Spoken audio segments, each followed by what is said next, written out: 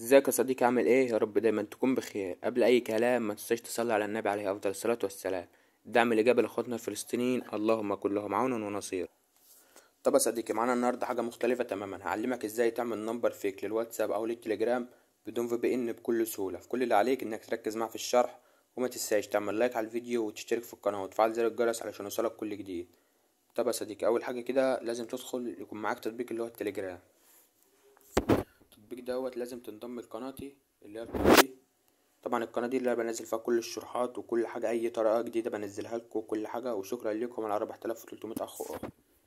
طبعا هتدخل كده، هكون انا سايب لك لينك البوت اللي هو البوت ده اللي احنا هنفعل منه النهارده.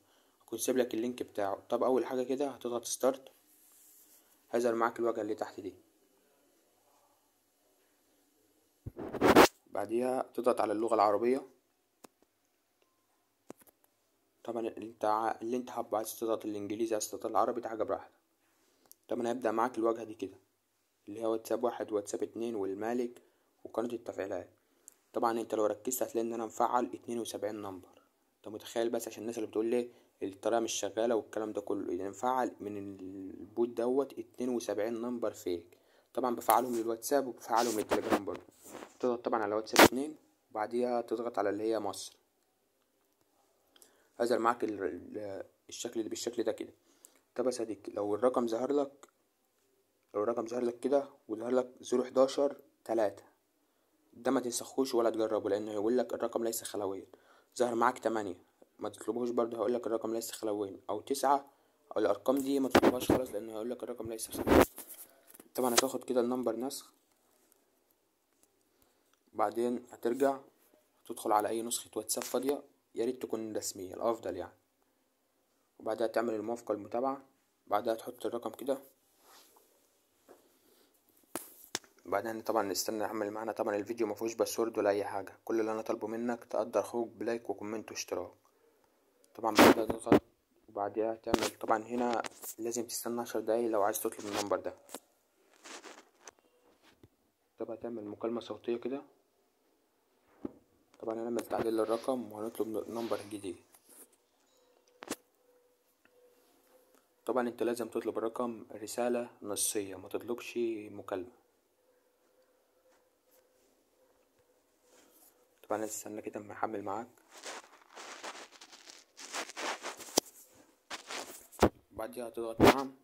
طبعا الرقم دوت على واتساب حد تاني، يعني انت اصلا مش هتعرف تطلب الكود خالص. طيب انت ممكن تستنى يا صديقي وتجرب، ممكن تطلب رسالة نصية مثلا. طبعا هنا طلبت رسالة نصية، ترجع كده.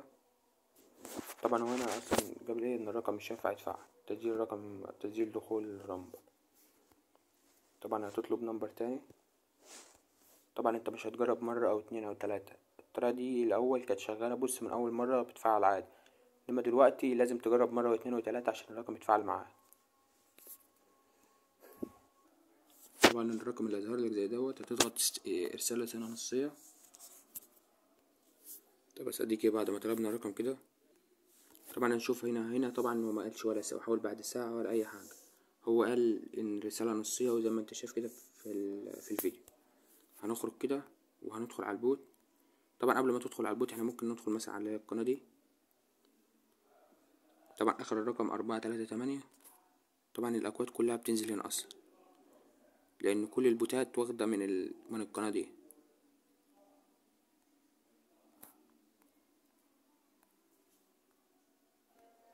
طب يا صديقي، هو بالشكل ده هو اصلا مش هيوصل معاك، يعني لازم الرقم يجيب معاك نص ساعة، اللي هو حاول بعد نص ساعة. طب يا صديقي، احنا طلبنا رقم زي ما قلت لك اصلا ان القناة مربوطة يعني طبعا عندك هنا الكود وصل. طبعا هنروح نعمل طلب الكود، هتلاقي الكود طبعا وصل في البوطة. يعني هو اصلا بيوصل في القناة، بيوصل في الجروب قصدي قبل اصلا ما يوصل في البوت. طبعا بعد ما نسخنا الرقم كده يا صديقي، هنطلع كده وندخل هنا ونحط طبعا الرقم كده لزق. طبعا عندك هنا تم التحقق، بس هو هنا عايز اصلا جهاز اخر، لان انا كنت عارف ان هو طالب نقل وبعدها طلبت رسالة فجاب لي كده. وبس كده يا صديقي، هتدخل بقى على اي نمبر وتاخده وتجربه، وهتلاقي الكود اتفعل معاك.